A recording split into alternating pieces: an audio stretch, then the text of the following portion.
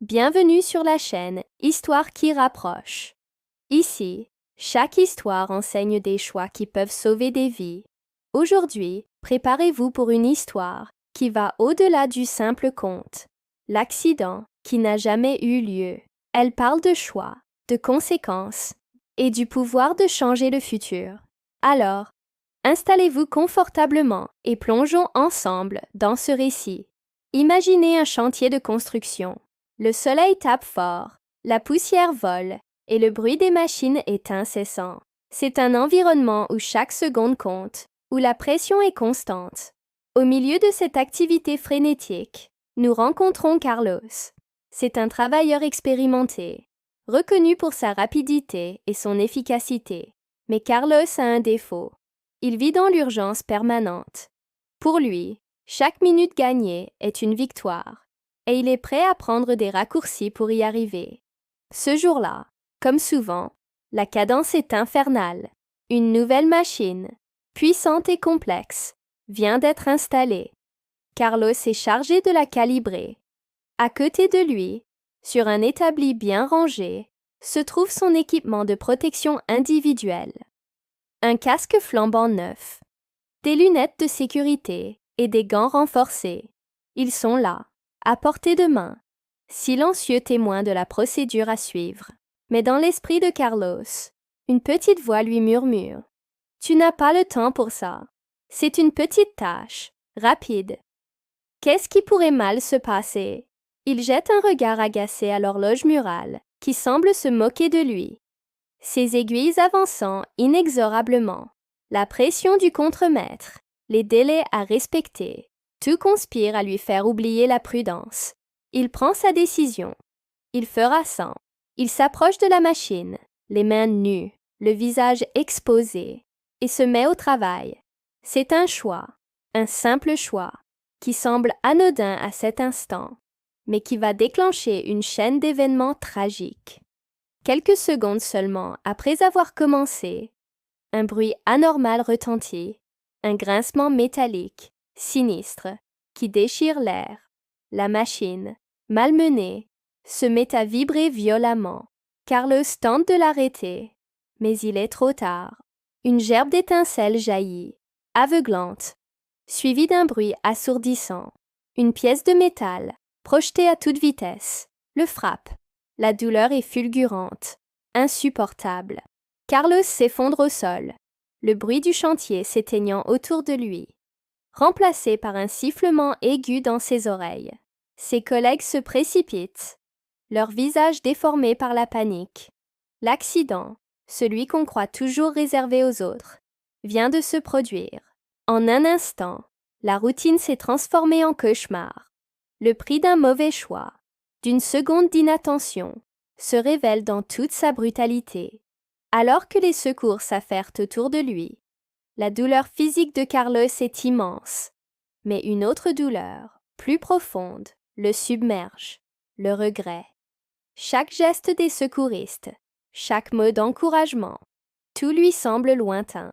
Son esprit est ailleurs, rejouant en boucle les minutes qui ont précédé le drame. Il revoit le casque, les lunettes, les gants, posés sur l'établi. Il entend à nouveau cette petite voix qui lui conseillait de les ignorer. Si seulement, pense-t-il, les larmes se mêlant à la sueur sur son visage. Si seulement j'avais pris ces 30 secondes. Si seulement j'avais respecté les règles de sécurité. Cette pensée le hante, plus douloureuse encore que sa blessure. Sur le brancard qui l'emporte, son expression est un mélange de souffrance et d'un regret si profond qu'il semble pouvoir briser un homme. Il comprend, mais trop tard, que la sécurité n'était pas une contrainte, mais une protection qu'il a rejetée. Mais alors que tout semble perdu, quelque chose d'extraordinaire se produit. Un éclair bleu, d'une intensité surnaturelle, fend l'air et semble figer le temps. Le chaos du chantier se tait. Les visages paniqués se figent, comme des statues. De cette lumière émerge une silhouette. Ce n'est pas un secouriste, ni un collègue. Il porte une tenue technologique, parcourue de circuits lumineux, qui pulsent doucement. C'est le gardien du temps. Son visage est calme, déterminé. Sa mission n'est pas de juger, mais de prévenir.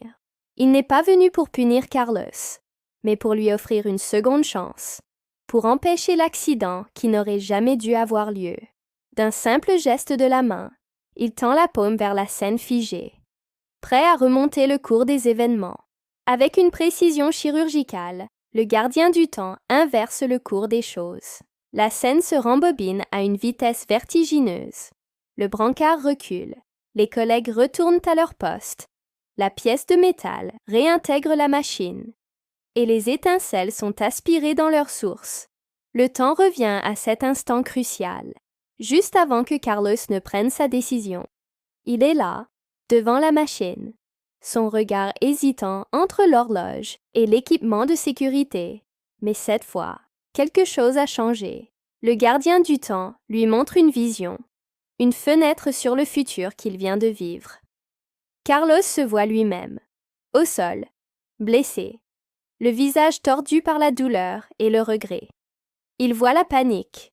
Il entend les sirènes. Ce n'est pas une prédiction, c'est un avertissement, un écho du futur, qui pourrait être. La vision est si réelle, si poignante, qu'elle le secoue jusqu'au plus profond de son être. Le gardien ne dit rien. Son silence est plus éloquent que n'importe quel discours. Il lui montre simplement les deux chemins qui s'offrent à lui, et le prix de chacun. Face à cette vision terrifiante, l'hésitation de Carlos s'évanouit. L'urgence, la pression, tout cela semble soudain dérisoire, face à la perspective de la douleur et du regret. Cette fois, il ne laisse aucune place au doute. Il se tourne résolument vers l'établi.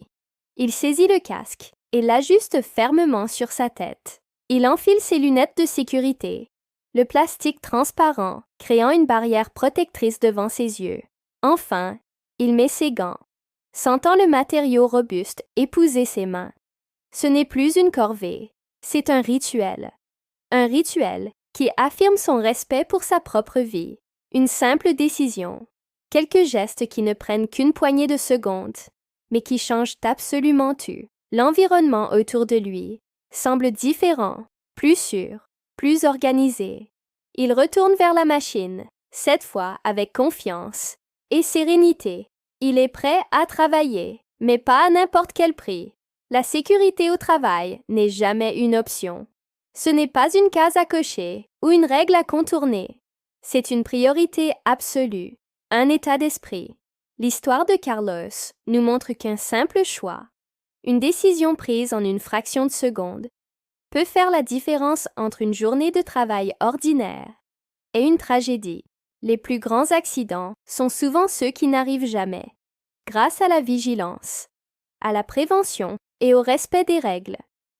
Si cette histoire vous a fait réfléchir, si elle a résonné en vous, ne la gardez pas pour vous. Partagez-la avec votre équipe, vos collègues, vos amis. Parlez-en. La meilleure façon de prévenir un accident, c'est d'en parler avant qu'il n'arrive. Merci d'avoir regardé et n'oubliez jamais de faire de votre sécurité votre priorité. À la prochaine histoire.